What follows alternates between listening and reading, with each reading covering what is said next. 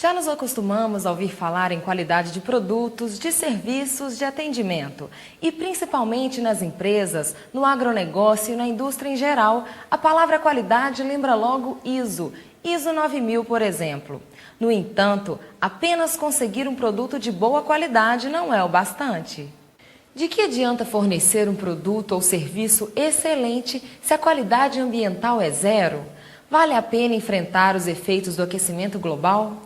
É possível produzir e ainda pensar em responsabilidade socioambiental? Produtos e serviços de boa qualidade são necessários sim, mas também é preciso cuidar para que os processos utilizados para se fabricar ou produzir qualquer produto ou serviço não interfira negativamente no meio ambiente, não polua e não cause danos ao planeta em que vivemos. Tudo isso é muito simples e, ao mesmo tempo, muito preocupante. Se continuarmos produzindo e exercendo nossas atividades sem maior atenção, logo não teremos mais condições de sobreviver, pois não haverá mais água limpa, ar puro e alimentos saudáveis essenciais às nossas vidas. E o que é pior, o aquecimento global e as mudanças climáticas. Os gases que provocam o efeito estufa são considerados os grandes responsáveis por essas mudanças climáticas, sendo o dióxido de carbono, o CO2, causado exclusivamente pelas ações antrópicas no planeta, responsável por mais de 60% do aquecimento global.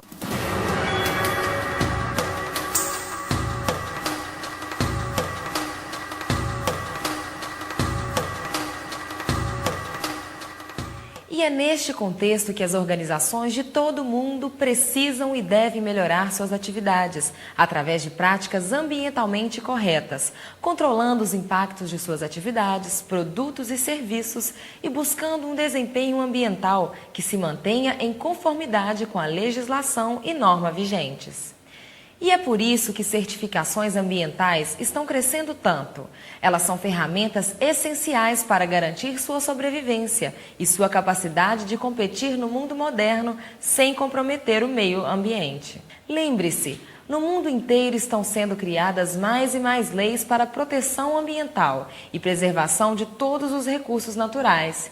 E essas leis também estão ficando cada vez mais rigorosas. Aquele que decidir trabalhar na clandestinidade ou às margens das leis, com certeza estará fadado ao fracasso.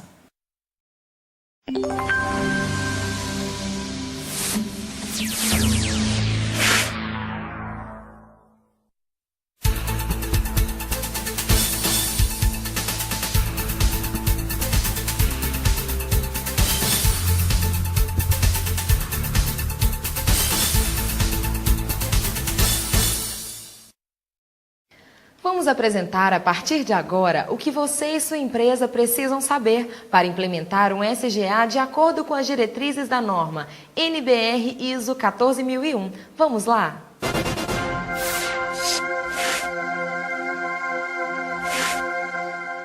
Um sistema de gestão ambiental, ou simplesmente SGA, é um conjunto de ações e recursos humanos, financeiros, tecnológicos organizados, cuja finalidade é garantir a melhoria constante do desempenho ambiental de uma organização, visando processos, produtos e serviços ecologicamente corretos. Assim como existe a série de normas ISO 9000 voltadas para a qualidade de produtos e serviços, também existe a série ISO 14000, que é um conjunto de normas que tratam exclusivamente da qualidade ambiental. Mas afinal, o que é norma e o que é ISO? Norma é um documento oficial que contém a descrição de um procedimento ou de uma atividade ou de uma especificação que deve ser aceita e obedecida por pessoas físicas e ou jurídicas. Esse documento é elaborado e aprovado por especialistas em cada assunto. As leis de um país, o Código de Trânsito, a Classificação de Resíduos, a BNT, o Código de Disciplina de uma escola e os regulamentos internos de uma empresa são exemplos de normas. ISO é a sigla inglesa de Organização Internacional de Padronização. É uma entidade não governamental com sede na Suíça que elabora normas internacionais, isto é, exigências e procedimentos que devem ser seguidos no mundo inteiro. A ISO tem representantes de quase todos os países do mundo. Quem representa o Brasil na ISO é a ABNT, Associação Brasileira de Normas Técnicas. A série ISO 14000 tem várias normas, cada uma tratando de um assunto específico ligado à qualidade ambiental, sistema de gestão ambiental, auditorias ambientais, análise do ciclo de vida dos produtos, etc. Só uma dessas normas é certificável, isto é, só uma delas pode receber um certificado oficial que serve como comprovante de que ela está sendo seguida, obedecida por uma empresa ou outro tipo de organização. É a norma ISO 14001, Sistema de Gestão Ambiental, especificação e diretrizes para uso.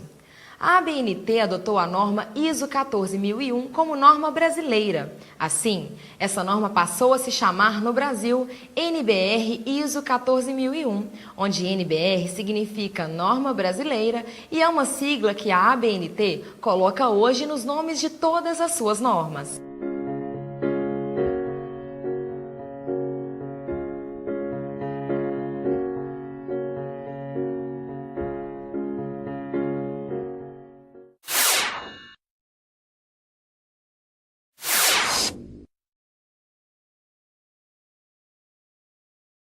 A NBR ISO 14001 é aplicável a qualquer tipo de organização, empresa, indústria, hospital, escola, estabelecimento comercial, condomínio residencial, etc. E todas as suas atividades, serviços e produtos. Tudo que sua organização tem que fazer é escolher o setor ou processo a ser certificado.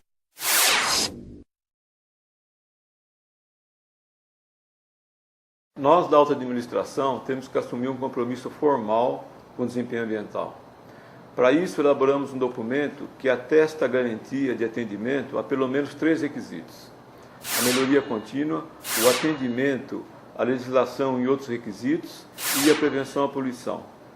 Isso tudo garante o sucesso do nosso sistema de gestão. É importante saber que tudo que for escrito na política ambiental poderá ser cobrado pelo órgão certificador e por qualquer parte interessada. Portanto, esse documento deve conter apenas aquilo que a organização tem certeza de que pode fazer, além, é claro, dos compromissos essenciais, não esqueça. Sua política tem que ser clara e de fácil entendimento. Tem que garantir a natureza, a escala e os impactos reais de suas atividades, produtos e serviços e incluir a estrutura para o fornecimento e análise de seus objetivos e metas ambientais.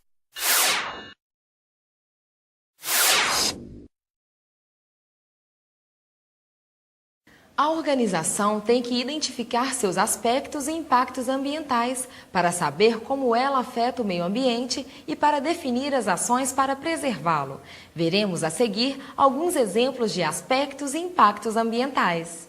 Um aspecto ambiental é uma característica própria, uma particularidade de determinada atividade, processo, produto ou serviço que pode afetar o meio ambiente positiva ou negativamente. O impacto ambiental é o efeito causado pelo aspecto no meio ambiente. Veja esse processo como exemplo. Temos vários aspectos relacionados à emissão de particulados, à geração de resíduos de processo, papéis, plásticos, borras de processo. Se todos esses aspectos não forem gerenciados adequadamente, podem contaminar o solo, o lençol freático e a atmosfera. Por isso é que nós falamos que o levantamento de aspectos e impactos é uma relação de causas e efeitos. Para nós, a principal ferramenta do sistema de gestão ambiental. Você entendeu?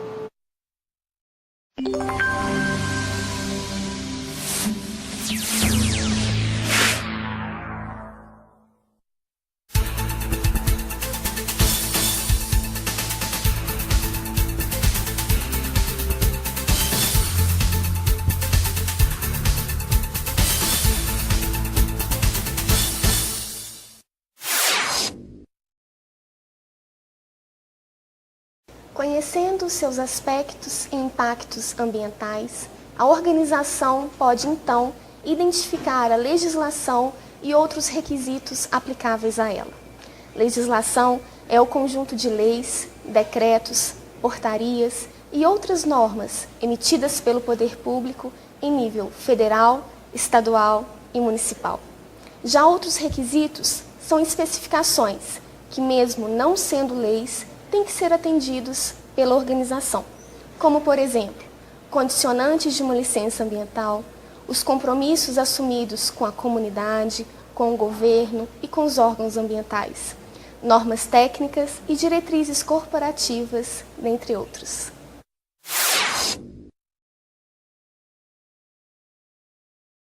Um objetivo ambiental é uma melhoria que a organização se propõe a fazer, visando a proteção do meio ambiente e/ou o atendimento aos requisitos legais e outros requisitos ambientais. Por exemplo, reduzir o consumo de água industrial, conscientizar o pessoal sobre proteção ambiental, reduzir resíduos e os desperdícios de recursos, reduzir ou eliminar a emissão de poluentes no ambiente, projetar produtos de modo a minimizar seu impacto ambiental em sua produção, uso e disposição, controlar o impacto ambiental de extração de matérias-primas, promover conscientização ambiental entre os empregados e a comunidade. A meta ambiental é a quantificação do objetivo, é a definição do prazo e do grau em que se quer obter a melhoria. O progresso dos esforços em direção a um objetivo pode ser medido através de indicadores de desempenho ambiental, tais como quantidades de matérias-primas, água ou energia usadas, quantidades de emissões tais como CO2, quantidade de resíduo produzido por quantidade de produto acabado, eficiência de uso de materiais e de energia, número de pessoas que receberam treinamento, número de acidentes ambientais, porcentagem de resíduo reciclado, porcentagem de material reciclado usado em embalagem, quantidades de poluentes específicos lançados na atmosfera, pó, chumbo, CO, SO2, investimentos em proteção ambiental.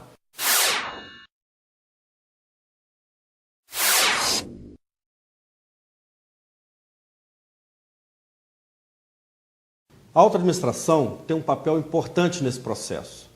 Nós é que designamos os recursos essenciais para o sistema de gestão. Precisamos apontar recursos humanos, financeiros, tecnológicos, etc. Todos aqueles recursos que possam garantir a eficácia de um sistema de gestão. Temos que definir, documentar e comunicar as funções, responsabilidades e autoridades do SGA, sem esquecer, é claro, de designar um representante da direção para conduzir o sistema de gestão ambiental da nossa empresa. Todas as pessoas têm que ser treinadas e conscientizadas sobre a importância de sua participação no SGA e o que cada uma deve fazer para que a política ambiental seja cumprida e os objetivos e metas ambientais sejam atingidos. Esse treinamento deve ser feito tanto em sala de aula como no próprio local de trabalho. A comunicação interna e externa é um processo importantíssimo que garante o sucesso ou o fracasso do SGA. Uma comunicação mal feita ou ineficaz, além de interferir no sucesso do SGA, interfere nos índices de sustentabilidade de qualquer organização e que muitas vezes pode ser irreversível. E lembre-se, as partes interessadas devem ser comunicadas sobre sua decisão de divulgar ou não seus aspectos ambientais.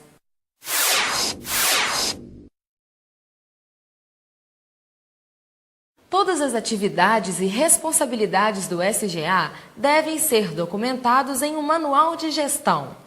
Deve-se definir e documentar um procedimento que especifique como os documentos do SGA devem ser elaborados, analisados, aprovados, revisados, atualizados, arquivados e descartados, incluindo prazos e responsabilidades. Todas as atividades e processos que possuem algum aspecto ambiental significativo devem ser controladas através de procedimentos documentados. para que não ocorra nenhum impacto. Por exemplo, devem haver procedimentos escritos descrevendo que cuidados devem ser tomados em certas atividades para evitar a poluição do ar, da água e do solo, e principalmente desperdícios de água e de energia elétrica.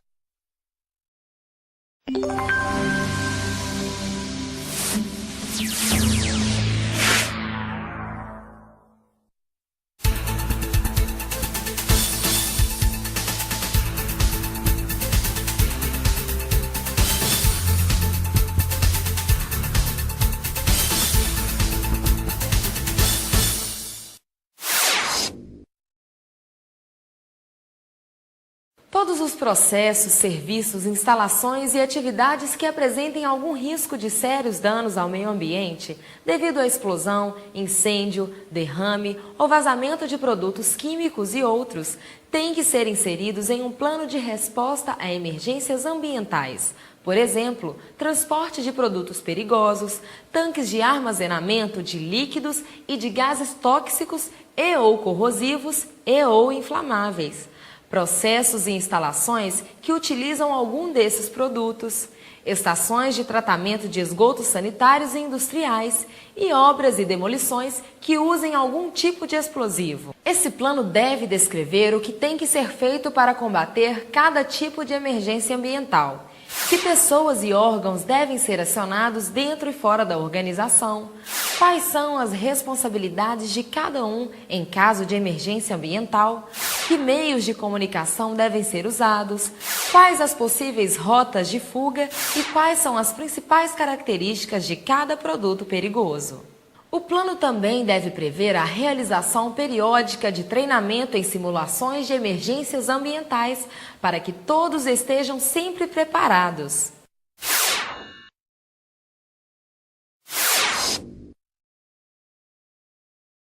Agora que o SGA está implantado, vamos ver o que deve ser feito para verificar se ele está realmente funcionando e dando resultados positivos.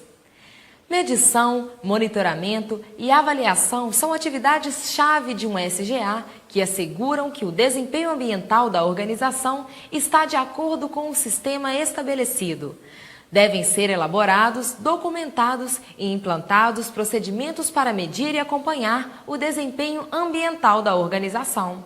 Por exemplo, análise periódica de efluentes líquidos e de emissões atmosféricas, aferição e calibração de termômetros, manômetros e outros medidores existentes em instalações e processos que possam causar algum impacto ambiental. Verificação periódica do atendimento à legislação e a outros requisitos ambientais. Acompanhamento do desempenho ambiental de fornecedores e contratados. Controle e acompanhamento da geração e tratamento de resíduos. Acompanhamento do consumo de água, energia, combustíveis, matérias-primas. Manutenção dos veículos da frota interna. Medição periódica da fumaça negra do escapamento dos veículos a diesel da frota própria e de fornecedores.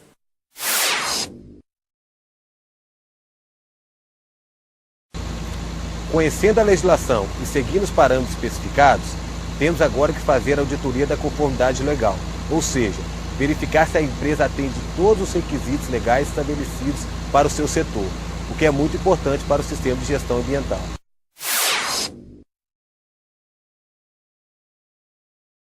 Uma não conformidade ambiental é uma situação ou ocorrência que não está de acordo com os procedimentos, requisitos legais e outros aplicáveis ao SGA. Uma não conformidade real é aquela que aconteceu, que foi constatada. Por exemplo, o lançamento de esgoto poluído em um rio, ou o vazamento de óleo de um tanque e seu derramamento no solo ou em um rio. Para esse tipo de não conformidade, é necessária uma ação corretiva. Uma não conformidade potencial é aquela que ainda não ocorreu, mas que pode vir a se tornar real. Por exemplo, a instalação de um tanque de óleo ou de produto químico próximo a um bueiro de água pluvial sem proteção. Para esse tipo de não conformidade, é necessária uma ação preventiva. Guarde bem, Uma ação corretiva é uma ação tomada para corrigir uma não conformidade real e evitar que ela volte a ocorrer. Uma ação preventiva é aquela que deve ser executada antecipadamente para evitar que ocorra uma possível não conformidade. É preciso elaborar, documentar e implantar procedimentos para identificar e eliminar as causas das não conformidades e evitar que estas ocorram ou se repitam.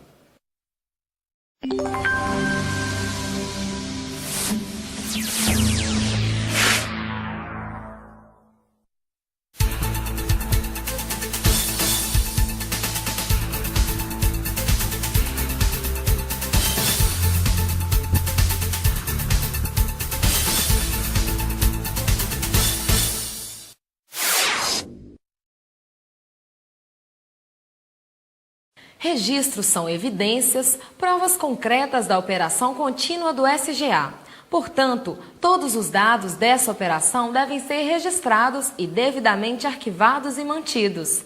A relação dos aspectos e impactos ambientais, os resultados de monitoramento e dados de controle de efluentes, resíduos, emissões e ruídos, as licenças ambientais de fornecedores, os dados de aferição e calibração de instrumentos de medição, comunicações internas e externas, listas de presença em treinamentos sobre os procedimentos do SGA ou palestras de conscientização ambiental, notas fiscais, conhecimento de remessa e recebimento de óleo usado e resíduos, relatórios de manutenções, dados de consumo de água, energia e matérias-primas, relatórios de auditorias, relatórios de fiscalizações realizadas por órgãos ambientais e clientes, e vários outros tipos de relatórios, informações e correspondências. Auditorias do SGA são as verificações dos documentos e processos feitas nos escritórios e áreas da organização, a fim de constatar se o sistema de gestão ambiental está mesmo operando satisfatoriamente e sendo obedecido. Elas devem ser periódicas e feitas por pessoal externo ou da própria organização, devidamente treinado para isso.